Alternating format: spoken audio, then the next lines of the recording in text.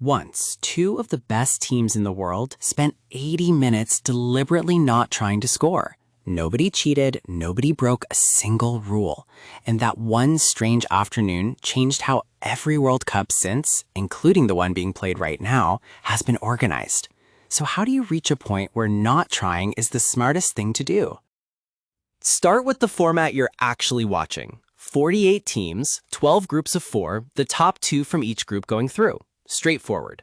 But here's what almost happened instead.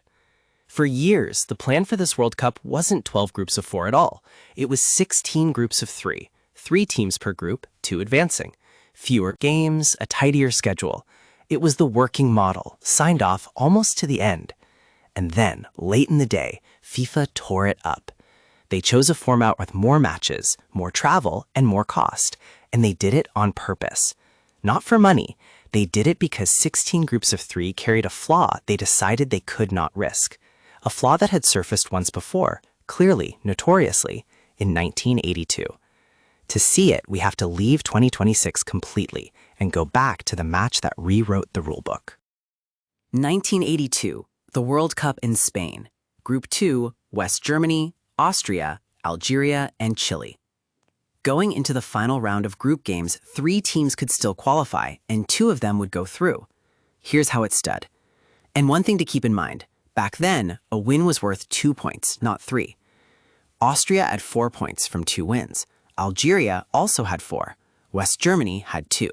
Chile were already out. Now, one detail that turns out to matter enormously. Algeria had already played all their games. They'd finished the day before. Their final position was fixed, and everyone could see it. 4 points, goal difference 0. Which meant the last 2 teams to play, West Germany and Austria, knew exactly what they were chasing.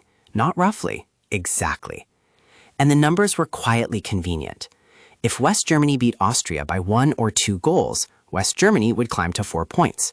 Austria would stay on 4. And on goal difference, the 2 of them would edge out Algeria, both through.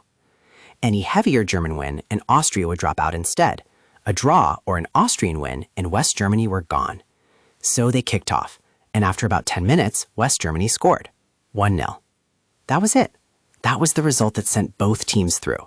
And from that moment, the game simply stopped. Not officially. The clock ran, the players moved. But West Germany had no reason to attack. Win by 3 or more and they'd knock Austria out. Concede once and they'd knock themselves out. Sitting on the score was the only safe move. And Austria had no reason to chase a goal. They were already going through on the scoreline, and an equalizer would only have eliminated West Germany. For 80 minutes, 2 of the best teams in the world passed the balls sideways. Algeria, who had beaten West Germany earlier in this very group, went home. And not one rule had been broken. It's tempting to call that cheating, but no rule was broken. No official could step in, and the 2 teams didn't need to arrange a thing. No word, no signal, no handshake. The standings had already done the arranging. This wasn't a story about 2 dishonest teams. It was a story about a format that made not trying the sensible move. Change the teams, keep the format, and you'd expect the same result. So here is the question that should keep a tournament organizer awake. If a team can ever improve its position by not winning, the format has a hole in it. That question matters because it shifts the blame away from intentions, away from morals, toward structure.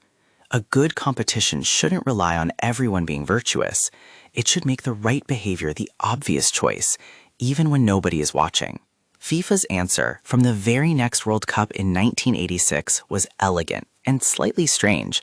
They didn't change the points. They didn't change how teams qualified. They changed the clock. From then on, the final 2 games in every group kicked off at the same moment. Think about what that does. It doesn't remove anyone's incentive. Teams still want the same outcomes, and the standings can still line up just as neatly. What it removes is the knowledge.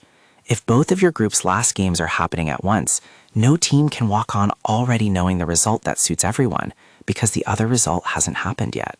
Without that certainty, the safe plan disappears. You can't quietly coast toward a pre-agreed ending when you don't know what's unfolding elsewhere. The only way to protect yourself is to play your own game. That's the real lesson.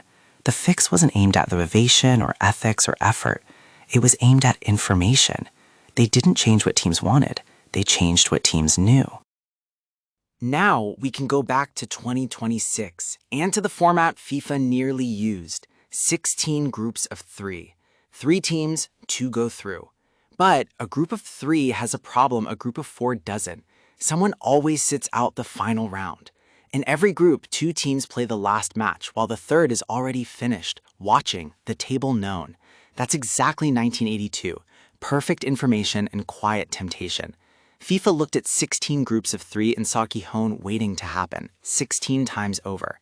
So they switched to 12 groups of 4, where everyone still has a match when the final round kicks off. But solving that opened a stranger problem. With 12 groups of 4, only 24 teams qualify automatically, and the knockouts need 32. So 8 places go to the best third-place teams, ranked across all groups, which means your World Cup can hinge on a late goal in a match you aren't playing in. Same route, different consequences, and the real question underneath it all, what a tournament actually is.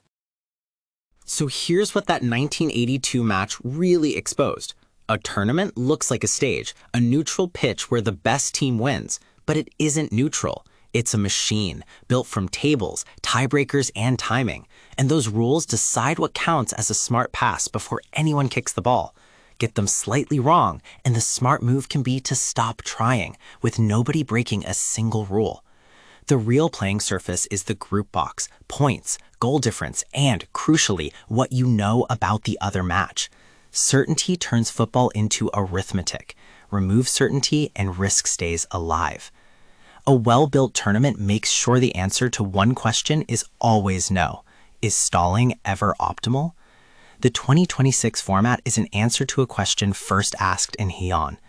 And once you start seeing football this way, as incentives rather than effort, it's hard to stop. Because the same hidden logic shaping a World Cup shows up in a defender backing off on a yellow, or a forward killing time wide. Picture the most pressured moment in the whole sport. A penalty. One kicker, one keeper. A decision made in a fraction of a second. Where should you aim? It looks like a test of nerve, but it's really a question in game theory, with an answer almost nobody would guess. There's a single best way to take a penalty. And a stranger question still. Do the greatest players alive already use it without knowing they do? That's next. It only gets bigger and stranger from here. Subscribe and like so you don't miss what's coming.